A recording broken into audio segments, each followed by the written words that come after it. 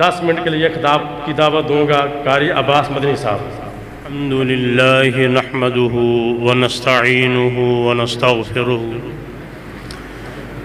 ونؤمن به ونتوكل عليه نعوذ بالله من شرور أنفسنا ومن سيئات أعمالنا من يهده الله فلا مضل له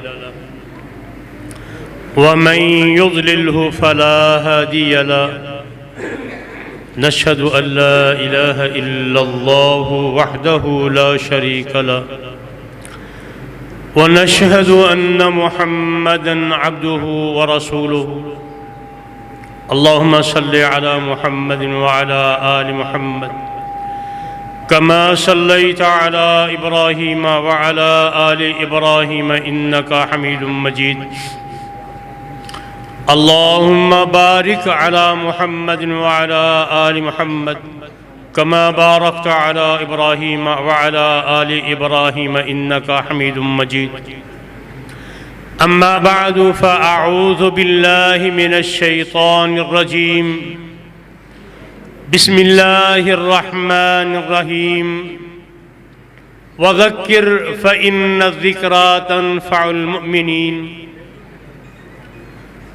وقال تعالى يوم يتذكر الإنسان ما سعى وبرزت الجحيم لمن يرى فأما من طغى وآثر الحياة الدنيا فإن الجحيم هي المأوى وأما من خاف مقام ربه ونهى النفس عن الهوى فإن الجنة هي المأوى وقال تعالى يوم يتذكر الإنسان وأنى له الذكرى يقول يا ليتني قدمت لحياتي فيومئذ لا يعذب عذابه أحد ولا يوثق وثاقه أحد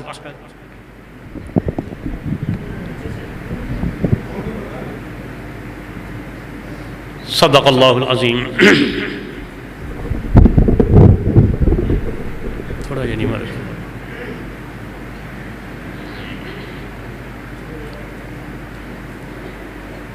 معزز علماء کرام اور سامعین محترم،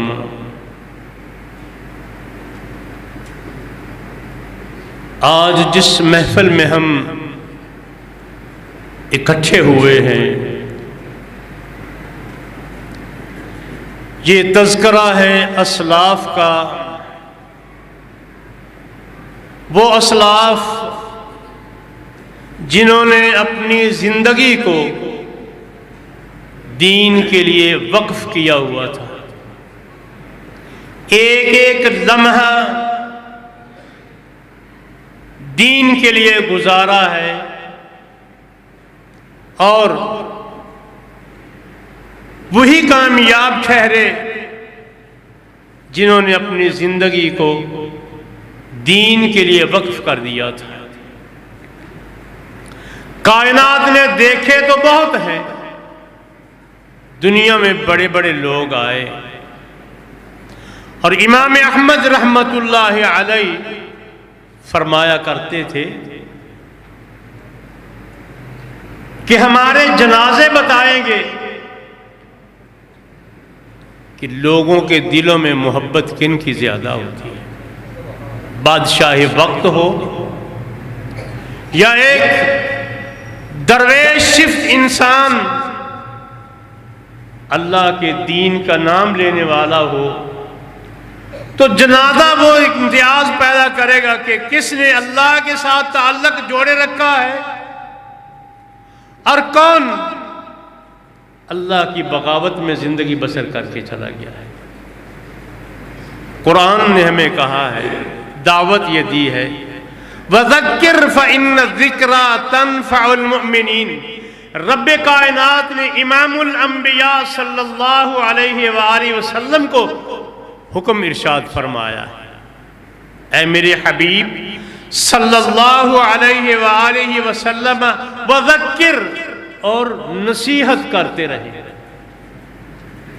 یاد دہانی کراتے رہے، فإن الذکریٰ تنفع المؤمنین، یہ یاد دہانی کرانا، نصیحت کرتے رہنا، یہ اہل ایمان کو فائدہ دیتا ہے۔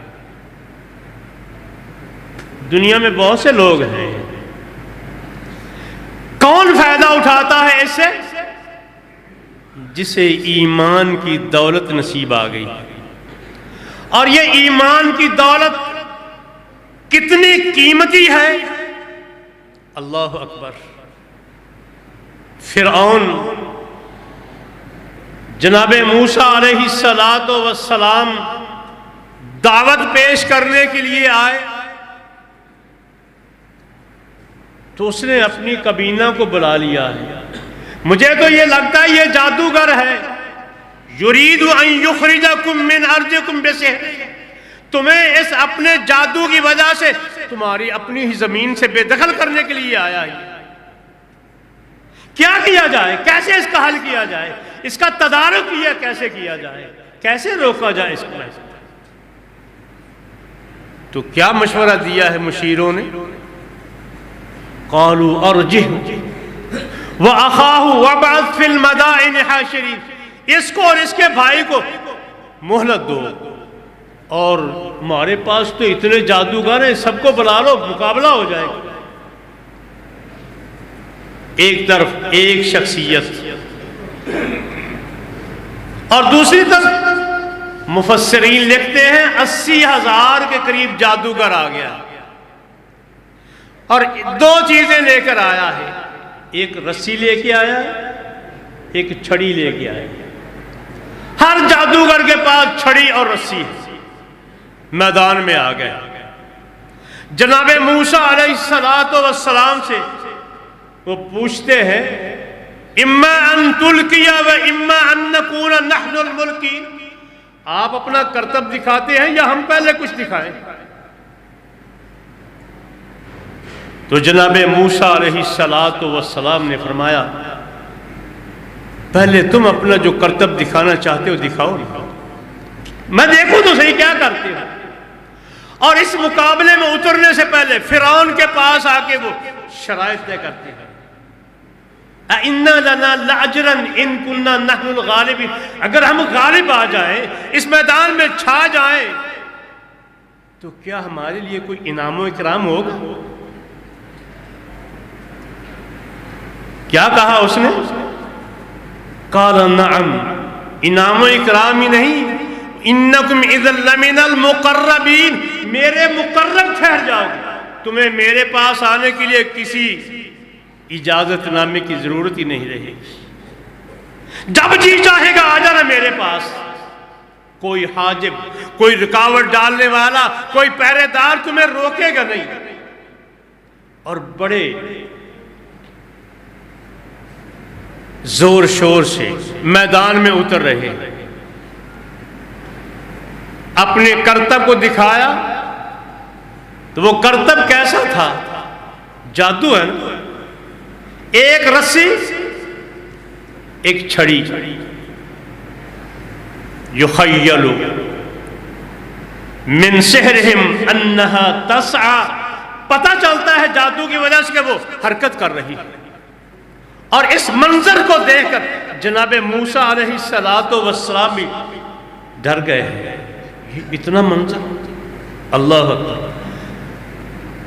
تو اللہ رب کائنات کی عنایات وہ شامل حال ہے، موسیٰ ڈرنا نہیں، وہ جو آپ کو عصا دیا گیا ہے نا، وَأَلْقِ مَا فِي يَمِينِكَ، یہ جو دائیں ہاتھ میں عصا پکڑو، پھینکو ذرا دیکھو بنتا کیا ہے۔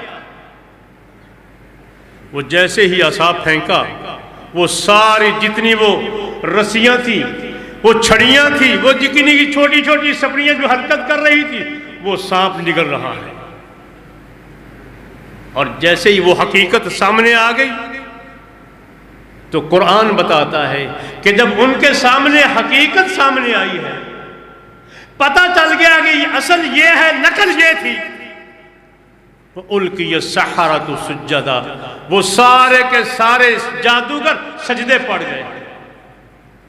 تو فرعون اس منظر کو دیکھ کر سرپٹا گیا، ہیں یہ جادو سجدے میں پڑ گئے، آمنتم لہو قبل ان آذن لکم، میری اجازت کے بغیر ایمان لے آئے ہو، کھاؤ میرا، انعامات مجھ سے وصول کرو، ملک میرے میں رہو، اور بات موسیٰ علیہ السلام کی مانگ، یہ تو ہمیں گوارا نہیں۔ ابھی تو میں دکھاتا ہوں کہ کون تگڑا ہے کون کمزور ہے۔ کیا سزا دینے کے لیے منتخب کی ہے؟ لَأُقَطِّعَنَّ أَيْدِيَكُمْ وَأَرْجُلَكُمْ مِنْ خِلَافٍ، آدمی زندہ ہے، مختلف پہلوؤں سے،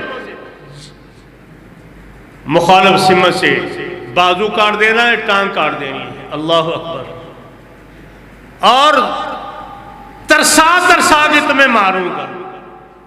تو چونکہ ایمان کی دولت نصیب ہو گئی تھی، اللہ نے ضمیر بیدار کر دیا تھا، کیا کہا جادوگروں نے؟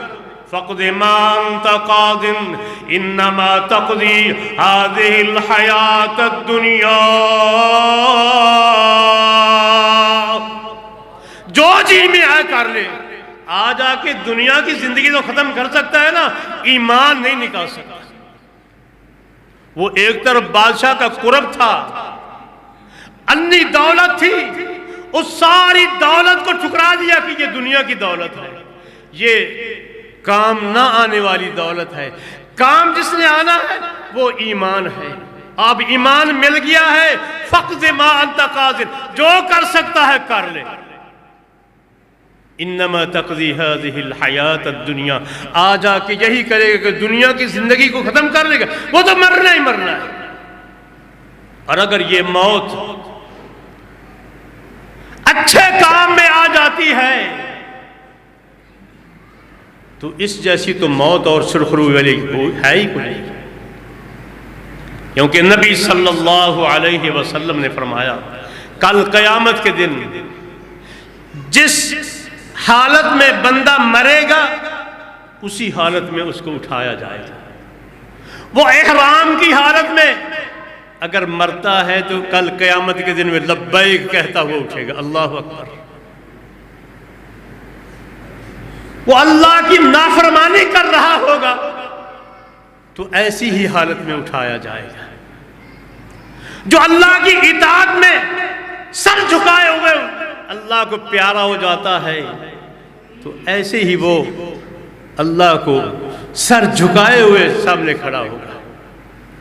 قرآن بتاتا ہے نا، یوم یتذکر الانسان،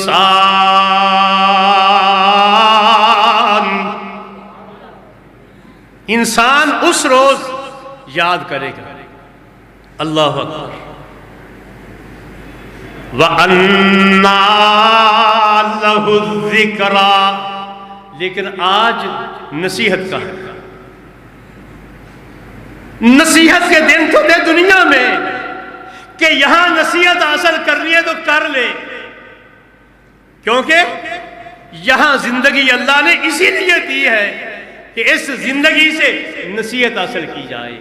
اور نبی صلی اللہ علیہ وسلم نے فرمایا السعید من بعظ بغیرہ، سعادت مند وہ ہے، خوش قسمت انسان وہ ہے جو دوسروں سے عبرت حاصل کرتا ہے، دوسروں سے وہ نصیحت پکڑ لیتا، اس کے انجام کو دیکھ کر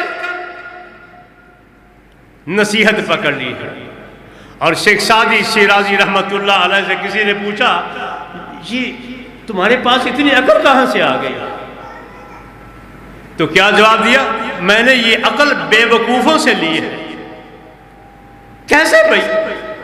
میں دیکھتا تھا کہ جب بے وقوف کوئی کام کرتا ہے لوگ اس کی تان کرتے ہیں تو میں سمجھ آتا کہ یہ کام اچھا نہیں، میں اسی کو گریز کر لیتا، سمجھ جاتا تھا کہ نہیں۔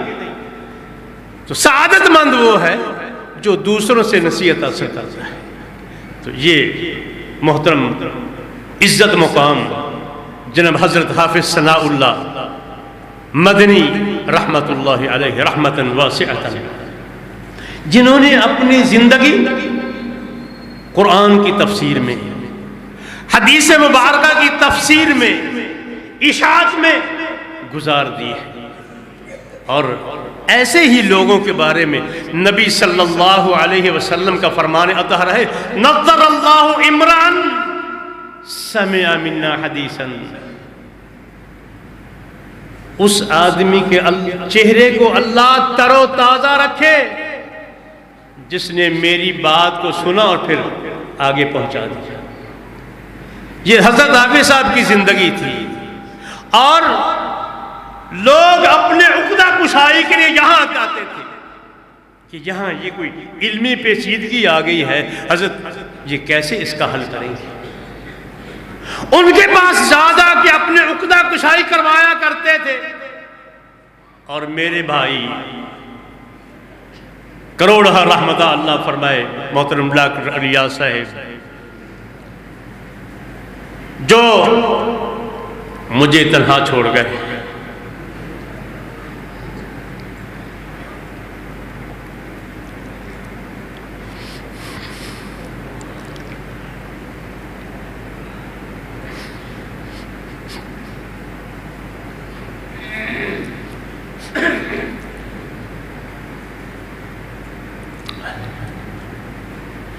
میرا وہ سہارا تھے،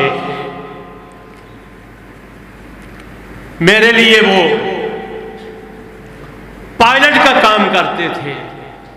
میں نے جہاں جانا ہوتا ڈاکٹر صاحب کو فون کر دیتا، ڈاکٹر صاحب آج فلانی جگہ جانا ہے۔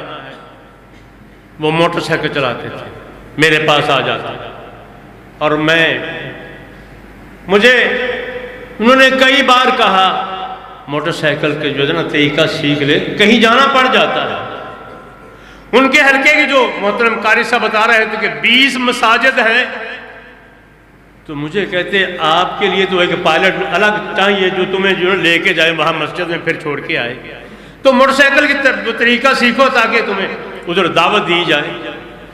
میں نے کہا سیکھ لیں گے ڈاکٹر صاحب انشاءاللہ، ایسا کاری لیں گے، لیکن یہ نہیں پتا تھا کہ ڈاکٹر صاحب مجھ سے جلدی ہی الوداع ہو جائیں گے۔ تو انہوں نے ہر ملازم اتوار کے دن کو غنیمت سمجھ گا، چلو آج تک چھٹی آئی ہے نا، آج راج کے سمجھ پورے ہفتے سے یہ نیندر پوری کر لی۔ لیکن ڈاکٹر صاحب پتہ چلتا جی فلاں مسجد میں درس ہے، اور ہم ہر مہینے کا جو پہلا اتوار ہے وہ وقف کیا ہوا ہے کہ ہماری مساجد کی میٹنگ، کبھی اس مسجد میں، کبھی اس مسجد میں، کبھی اس مسجد میں، یہ ان کی میٹنگیں تھیں، اور یہ ان کا دل مسجد کے ساتھ معلق تھا۔ اللہ اکبر۔ اور نبی صلی اللہ علیہ وسلم کا فرمان اطہر وہ آج پورا ہوتا ہوا نظر آتا ہے کہ اللہ کے پیغمبر علیہ السلام نے فرمایا، اذا رأیتم الرجل یعتاد المسجد فاشہدوا لہ بالایمان، جب تم کسی آدمی کو دیکھو کہ وہ مسجد میں آ جا رہا ہے، اس کا دل مسجد کے ساتھ معلق ہے، اس کے ایمان کی گواہی دے دو، وہ ایمان ہے۔ اور ایک اور کہ اللہ کے نبی صلی اللہ علیہ وسلم نے فرمایا، سبعۃ یظلہم اللہ یوم القیامت یوم لا ظل الا ظلہ، قیامت کے دن 7 آدمیوں کو اللہ عرش عظیم کا سایہ نصیب کرے گا، اس دن جس دن اس کے سائے کے علاوہ کوئی اور سایہ ہی نہیں ہوگا۔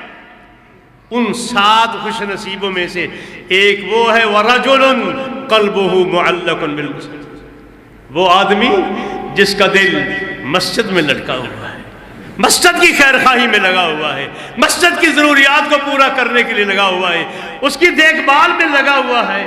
تو محترم ڈاکٹر صاحب وہ یہ بھی خیال رکھتے تھے، آج میرے وہاں مسجد میں جانا ہے، وہ ابو حمزہ مسجد میں آج تعمیر ہو رہی ہے، ان کی یہ ضرورت ہے، آج یہ ضرورت ہے، کبھی ادھر کبھی ادھر، اسی مسجد کی تگ و دو کے لیے وہ بھاگتے پھرتے تھے، اور نہ جانے کہاں کہاں، کبھی سیکٹری کے پاس جا رہے ہیں، کبھی سیکٹری پلانر کے پاس جا رہے ہیں، کبھی کسی سیکٹری کو مل رہے ہیں، کس لیے کہ وہ مسجد کی جو تعمیر ہے وہ رکنے نہ پائے۔